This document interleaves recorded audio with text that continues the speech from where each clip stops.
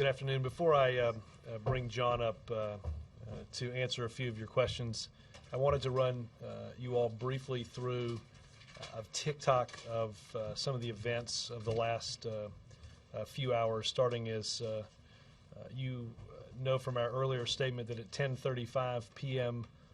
Last night, Assistant to the President for Homeland Security and Counterterrorism, John Brennan, alerted the President of the credible terrorist threat. The President directed U.S. intelligence and law enforcement agencies and the Department of Homeland Security to take steps to ensure the safety and security of the American people and to determine whether these threats are a part of any additional terrorist plot. John provided the President with additional updates throughout the evening. From 11 p.m. on Thursday to 12 a.m. on Friday, Brennan held a phone call to discuss the threat with Homeland Security Secretary Janet Napolitano, FBI Director Robert Mueller, NCTC Director Mike Leiter, TSA Administrator John Pistol, and officials from the Central Intelligence Agency.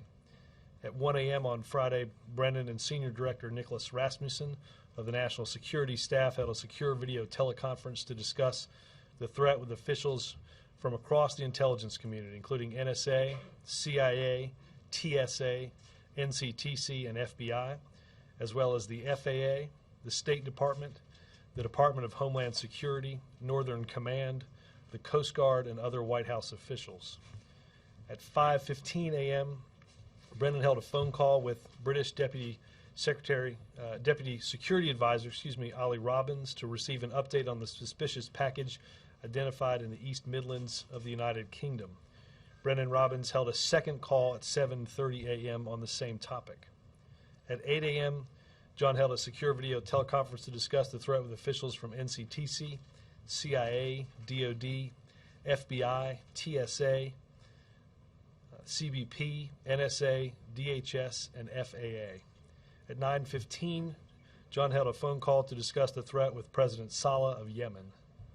At 10 a.m., Brennan held a phone call to discuss the threat again with Director Mueller, and a third phone call with Ali Robbins shortly afterward. At 10:15 a.m., John, National Security Advisor Tom Donilon, and Deputy National Security Advisor Dennis McDonough discussed the threat with the President at the President's daily brief. These are the activities from this morning that were coordinated out of the White House. Obviously, this, as you can see from the rundown, has encompassed activities throughout the government, but agencies also were doing a lot and have been doing a lot since we were first made the President aware last evening. I'm going to direct some traffic while John answers some questions. I will remind you that this is an active investigation involving sensitive intelligence, so there is a limit to what John will be able to talk about publicly here. Jake? Mr. Brennan, if you could talk about what we know beyond the fact that this was from Yemen and there are people in Yemen with AQAP who want to harm us, if there's more that can be established to create a direct link beyond the country of origin.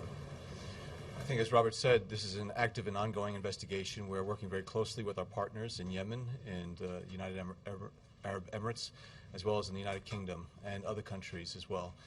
We know that al-Qaeda in the Arabian Peninsula has been trying to carry out attacks against U.S. and Western interests, as well as against Yemenis.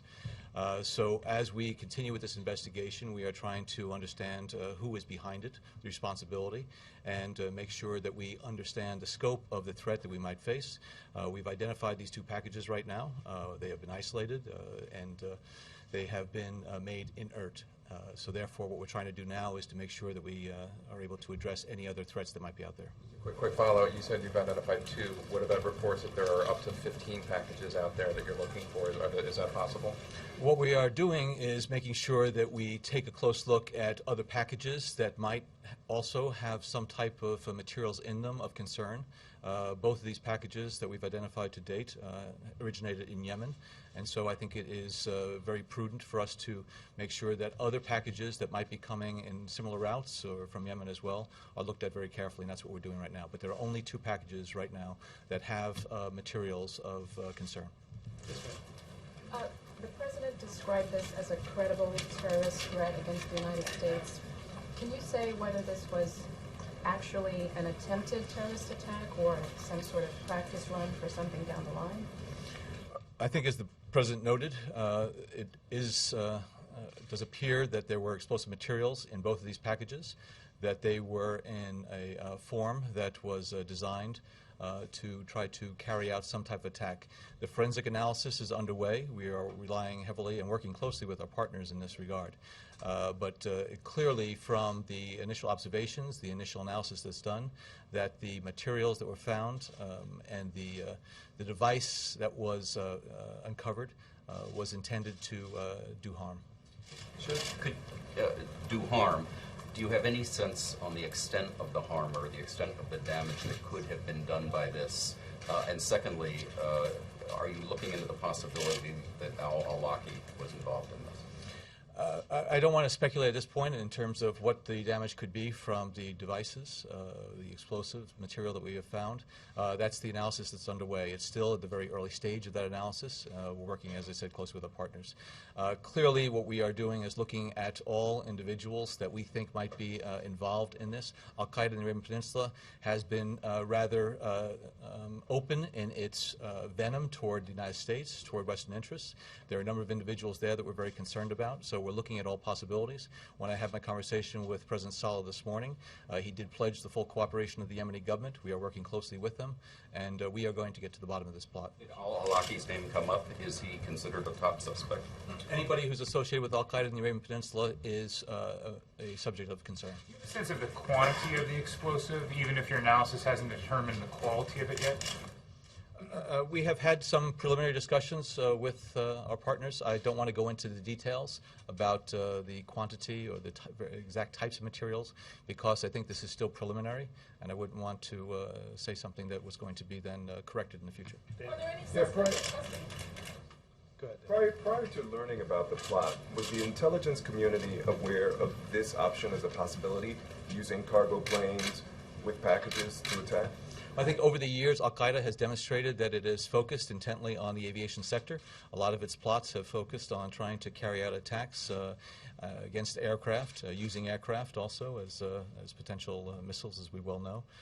So the aviation industry has taken those steps over the years, expressly because al-Qaeda, and when I'm talking about al-Qaeda, I'm not just talking about al-Qaeda in the Fatah area in Afghanistan. I'm talking about the franchises, including in Yemen, which have demonstrated very clearly that not only are they intending to do certain things against this homeland, but that, as we saw last Christmas Day with Umar Farouk Abdul-Muttalib, that they will, in fact, take steps to carry out those intentions. The cargo planes, though, were those ever focused on as a possibility? We've been concerned about passenger aircraft and cargo planes, commercial airliners, others for many, many years. I cut off a question back on the fourth row. You had it, ma'am. Oh, yes. Go ahead. Were there any suspects in custody? Are there any suspects in custody? Not to my knowledge, no. Is there any reason to believe that this plot goes beyond cargo flights to regular passenger travel, and is any consideration being given to putting an embargo on packages from Yemen, originating in Yemen, or even urging people to reconsider travel plans? We're looking at all possibilities at this point. We don't want to presume that we know the bounds of this plot, so we are looking at all types of packages, air travel, whatever. We just want to make sure that we are going to whatever length we need to ensure the safety and security of air travel at this point. Of an embargo on any packages originating in Yemen? We are working with the Yemeni government right now. I do believe that it would be prudent, and we have taken some steps to ensure that packages that come from Yemen are going to be carefully screened. We're working with the Yemeni government right now. So at this point, one of the reasons why we looked at some planes that were coming down into Philadelphia and New York today is because they were, in fact, carrying cargo from Yemen. So we have had these interagency meetings to discuss all these options. I don't want to go into the details of this because this is all part of the security measures that are in place, but several of these measures have already been instituted. Can you walk us through the decision to send fighter jets to escort that Emirates flight into JFK today? These are decisions that are made by U.S. military, Canadian military Air Force. If there's a threat, and my understanding, and I've only seen some of the preliminary reports about this, is that there was concern about possible cargo on that flight, And so, again, with an abundance of caution, sometimes Air Force, our Air Force, the Canadian Air Force, will scramble some jets to make sure that everything is okay. Chuck? There's been a lot of concern about threats against European targets. Is this at all related to any of that chatter that was been picked up in recent weeks? Well, as you well know, we've issued the travel alert because of concerns about al-Qaeda carrying out attacks in Europe. The one package was uncovered in East Midlands Airport in the UK. We are looking at all the parts of the puzzle that we have been piecing together over the past several weeks from al-Qaeda. But we're not presuming that this is part of that plot. We're not presuming that we've disrupted that plot. We need to maintain our vigilance, and that's the message that we share with our European partners. Chuck? Considering what the targets were in Chicago, the Jewish places of worship, any extra precautions that you're putting out for synagogues? The FBI, Department of Homeland Security, and other domestic agencies are looking at that very carefully and have reached out to the appropriate private sector entities as well as organizations to ensure that any other potential targets of such attacks are alerted. So we're working very closely with state and local officials. Big picture, the Yemeni cooperation, considering this is now multiple attempted terrorist attacks, it looks like emanating from Yemen. Is it fair to say that we don't have the best cooperation yet with the Yemeni government? I would say that over the past 22 months or so, during this administration and even in the prior administration, there has been a steady improvement in that cooperation. I would say that the CT cooperation right now with Yemen is better than it's been ever before. That doesn't mean that it can't improve more. It needs to improve more. I've been out to Yemen 4 times during the past 2 years. We're working very closely with them, and we found that they are courageous partners. Many Yemenis have lost their lives in the battle against al-Qaeda. Have U.S. authorities been able to inspect these packages? Have we increased our presence, or do we plan to do so in Yemen? And Robert, Philadelphia and Chicago involved in this. Will the president's travel plans this weekend change? We're working very closely with the authorities both in Dubai as well as in East Midlands Airport so that we can participate in whatever investigative efforts that are underway. And let me just add the president's travel plans both this evening and tomorrow at this point are not expected to change. And I think at the end of the statement, the president was clear, as you can see from John and others who have been here overnight, that our counterterrorism professionals are on the job, and the president's not going to change his schedule, and there's no cause for Americans to change their schedule. Robert, do you expect this issue to come up at all during the campaign events at all in the next few days? I have not talked to. I'll get some guidance from the speechwriters to see if this gets mentioned. Certainly, I will say, as the president said, if we will take the opportunity, if need be, throughout the weekend to continue to update the public on information as it comes in. So, what al-Qaeda has done in the past, targeting other countries during an election season, are you taking that into account, that there's anything, that this is more than just a coincidence? There's never a day that we relax our guard against al-Qaeda and its potential to carry out attacks or attempt to do that, whether it's election day or any other day of the year. Yes, sir.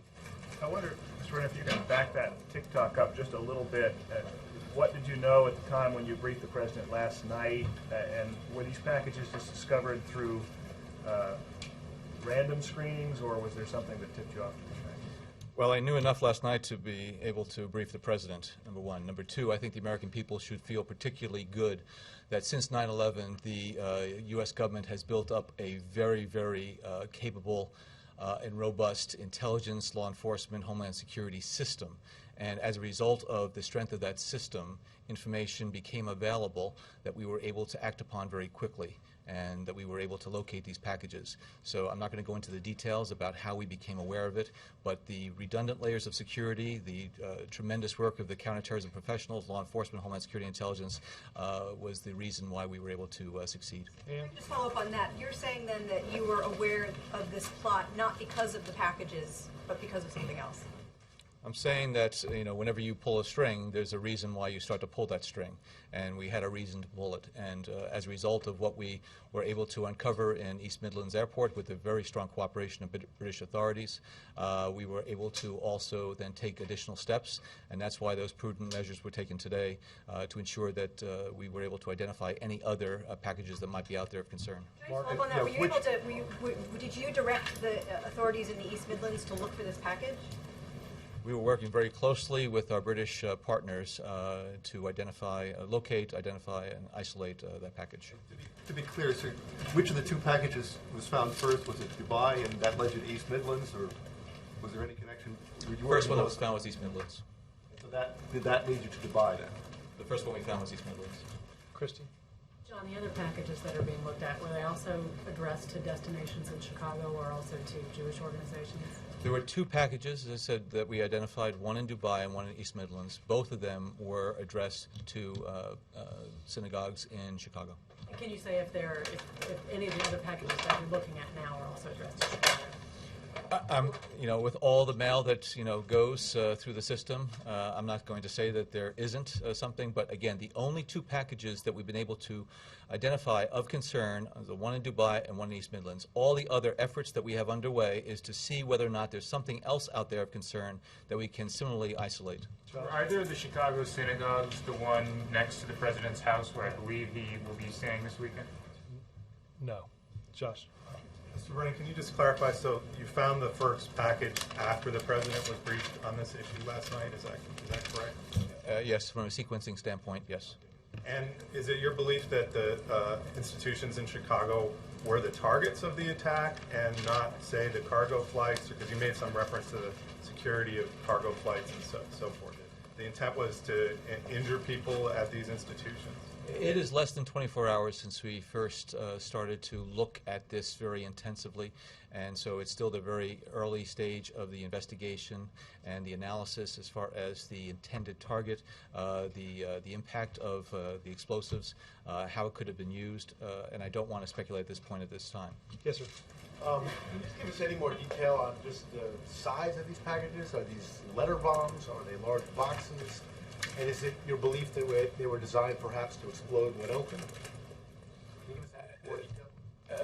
They were not letters. They were larger than that. Think about bread boxes or so in terms of maybe size. We don't know yet how they were intended to be activated. So we don't know if they had a detonator or a main charge? There are a number of things that we know, and we're piecing together those puzzle pieces, and we're working very closely with the British and Emirati authorities. But at this point, there's a lot of forensic work that needs to be done, and it's still early. Sam? Mr. Brennan, is the terror threat level being raised? Is there also? I'm just curious. Was there any discussion with these planes in the air, the president's shoot-down authority, or landing them elsewhere? No, there was no discussion of that. What we were looking for were packages, and therefore we took the steps that were appropriate to ensure that we were able to identify where packages were globally, as well as where they might be as they were coming into the United States. And so the measures that we took were appropriate to the concern that we had at that time. We are right now making sure that we are able to stay as vigilant as possible. There's been no adjustment of the threat level in terms of color code or whatever else, but as a result of this, we're making sure that we work very closely with our state and local officials, and law enforcement, homeland security, intelligence communities are very much on their guard. I guess I want to clarify, and it follows up on Ian's question. With the packages themselves, what made the packages suspicious, or something else led you to the packages? As I said, the American people should be very pleased that we were able to get insight into the fact that there were suspicious packages out there that we had to find. And I'm not going to go into those operational details. I think that's the reason why we have a security system in place that has these redundancies and the ability to detect things from inception all the way to the possible execution of an operation. So we were onto this, but I'm not going to go into details about how we knew. So it's fair to say you were looking for these suspicious packages? We were looking for packages that were of concern, yes. Yes, sir. Any impact whatsoever on the President's Asia trip in terms of threat level assessments at all from Whenever the president travels, we take a very careful look at what the threat environment might be and look at what the terrorist environment is. So we're taking this into account, but at this point there is no effect. Yes, sir. Mr. Brennan, early on there's been a lot of speculation that this might be some kind of a dry run. Given what you do know about these packages now, would you say that this was more than just a dry run? I'm concerned that since there were explosive materials in it, a traditional dry run is something that you would not necessarily use with explosive materials. That said, I don't know yet what exactly the intent was at this point. There are a lot of different scenarios that some people have speculated about, but and what we're trying to do is to wrestle this to the ground by doing the good forensic analysis as well as taking a look from an intelligence standpoint and trying to piece together what we might have known in the past, and that would give us a sense of how this was going to be used. Go ahead. Thank you. Can you say, sir, that al-Qaeda has changed their locations of the country, and also these are the same people? And finally, is this threat of these packages have anything to do with the Pakistani man arrested from Ashburn, Virginia? Because he spoke in the past that attacks will be taking place in the Washington area. There is no indication whatsoever that the individual arrested yesterday had anything to do with this plot. Al-Qaeda in the Yemen Peninsula is an organization of several hundred individuals that are dispersed throughout the country. They are murderers, and they are determined to carry out attacks against innocent lives, whether they be Yemeni, Americans, Westerners, or others. We are working very closely with the Yemeni government, and we've been able to make some significant progress against Al-Qaeda in the Yemen Peninsula inside of Yemen, working with those partners. We'll continue to do this. If anything, this just demonstrates to us, and I think to the Yemenis as well, that we need to redouble our efforts so that we are able to destroy Al-Qaeda, and we will. Finally, if you have briefed the Indian government because the president's plans next week, as far as this threat is concerned? We share on a regular basis with the Indian government. The Indian government is one of our best CT partners. Josh. Do you think, Mr. Brennan, in the past when there have been specific attacks, it's been highlighted by the administration that terrorists have had to modify their ways because of the hurdles that the government has thrown up in front of them?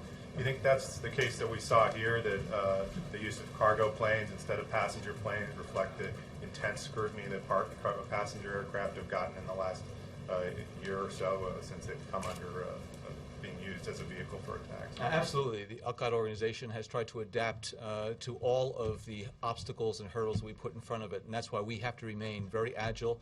We have to make sure that we stay one step ahead of them. But clearly they are looking to identify vulnerabilities in our system and take advantage of those vulnerabilities. But fortunately, because of, again, the good work of the people here, as well as the very important partnership that we have with our allies overseas, we've been able to stay ahead of them. Are you surprised that they keep focusing on airplanes? So long after 9/11, that still remains an attraction for them? There's nothing about al-Qaeda that surprises me anymore, and that's why we have to be prepared to deal with every eventuality that is out there. How did your response to this in the last 24 or 36 hours to this incident differ from the response to Abdul Muttalib over the holidays last year? And what did you learn from the last year attempted Christmas Day bombing that helped you better prepare for this? You know, in some respects they're very because you're dealing with two packages as opposed to an individual, but in other respects that there are similarities. Whenever something like this happens, what we want to do is to make sure that we take all appropriate measures to identify additional threats that are out there. Whether it's somebody who arrived in Detroit or whether a package is found in East Midlands, we're trying to find, are there other individuals that are trying to blow up a plane? Are there other packages out there? And so the community kicked into gear right away and took those steps so that we would find out where those packages were and take the appropriate steps with TSA, FAA, and others. And the system worked very, very well. Sam, do you have a follow-up? Yeah, I was just going to ask you, how do you respond to, there sure be accusations that this is all happening, you know, a couple days before an election and used to sway the election towards the Democrats. How do you respond to that? I think John briefed the president at 10:35 last night off of very credible terror information. And after, I think that's largely put to rest any speculation that may be out there after the testing the president talked about that showed apparent explosives in those devices. As John said, counterterrorism officials at all levels of our government quickly went into action in order to take the steps necessary to protect the American people. That is exactly what has governed his actions and the actions of those in this government since that time. Jake? How many kind of credible threats have come from Yemen in the last 2 years? There are a number of threat streams that we've been following, a number of individuals that we're very concerned about. I wouldn't put a number to it. Dozens?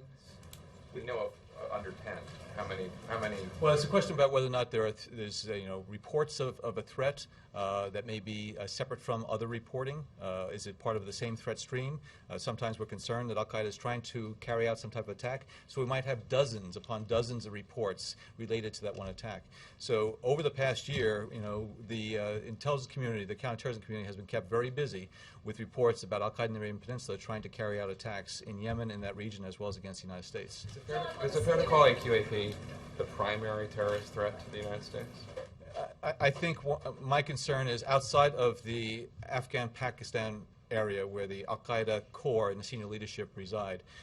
I would say that the al-Qaeda in the Arabian Peninsula is the most active operational franchise right now of al-Qaeda, and that this is one that deserves a lot of our attention. Chip?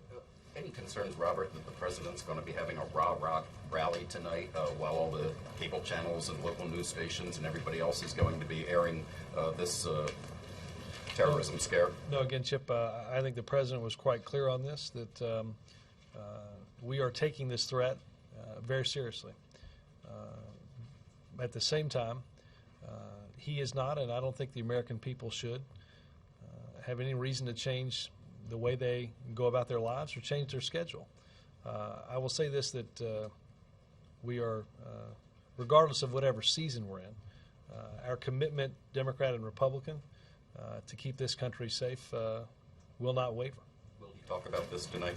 Again, I'm going to check on that when I go back. Listen, I'm going to get John back to working on this. We will, as we get information, update you if there are any additions to his schedule or what have you over the course of the weekend.